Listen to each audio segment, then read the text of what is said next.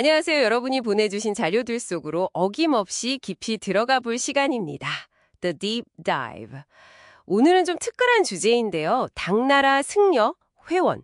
이 회원 스님이 화엄 사상의 최고 경지라고 하는 사사무예를 좀 독창적으로 해석했어요. 근데 이게 왜 중요했고 또 왜 그렇게 큰 파장을 일으켰는지 그 핵심만 쏙쏙 뽑아서 한번 파헤쳐 보겠습니다.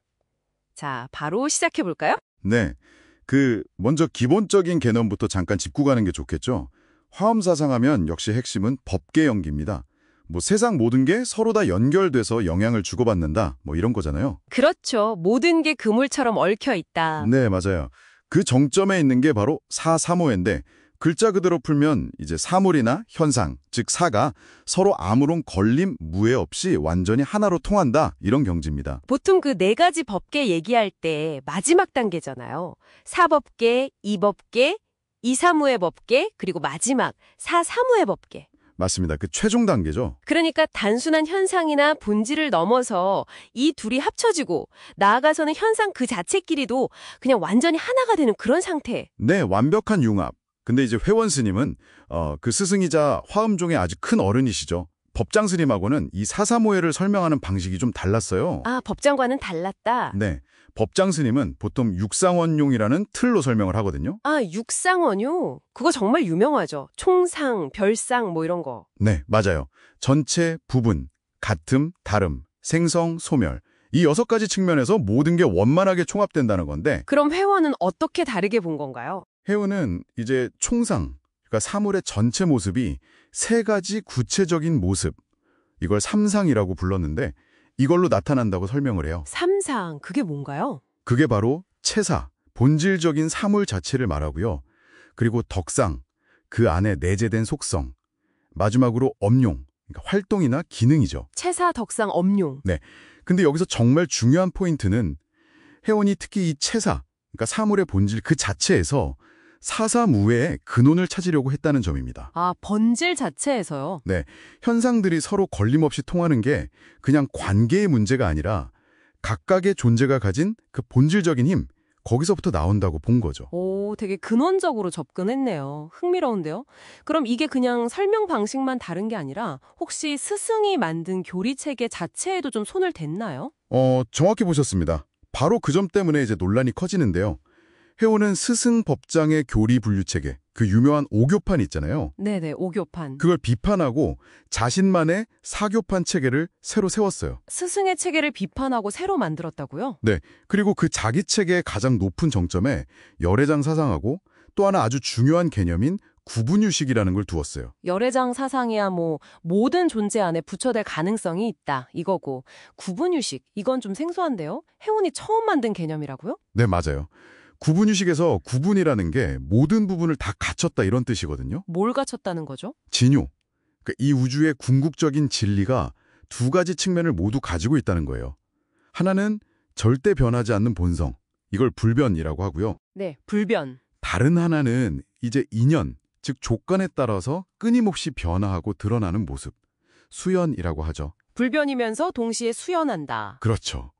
비유하자면 순금 자체는 변하지 않지만 불변, 그걸로 반지든 목걸이든 다양하게 만들 수 있는 수연, 것과 비슷하다고 할까요? 아, 이해가 좀 되네요. 해오는 바로 이 진여의 역동성, 변치 않으면서도 끊임없이 관계 맺고 변화하는 이 본질의 힘, 여기서 사사무예가 비롯된다고 본 겁니다. 와, 사사무예를 존재의 어떤 근원적인 역동성하고 연결시켰다.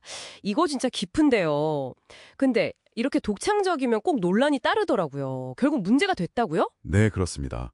결국 이 해석 때문에 후대의 아주 중요한 화엄학자죠. 진관이라는 분에게 엄청나게 비판을 받아요. 진관. 네. 심지어 진관은 회원을 독수, 독이든 나무라고까지 불렀습니다. 독수요? 와, 이건 거의 인신공격 수준 아닌가요? 왜 그렇게까지 비판을 한 거죠? 핵심 이유가 뭘까요? 아무래도 그 교팔론이 가장 컸던 것 같아요.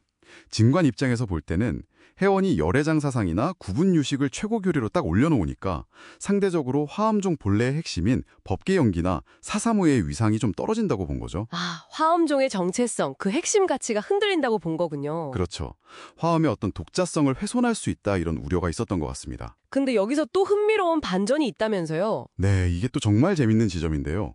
진관이 혜원의 그 교팔로는 그렇게 막 독수라고까지 하면서 비판했지만 정작 혜원이 만든 구분유식이라는 개념 자체는 또 자기 사상체계 안에 받아들여서 활용을 해요.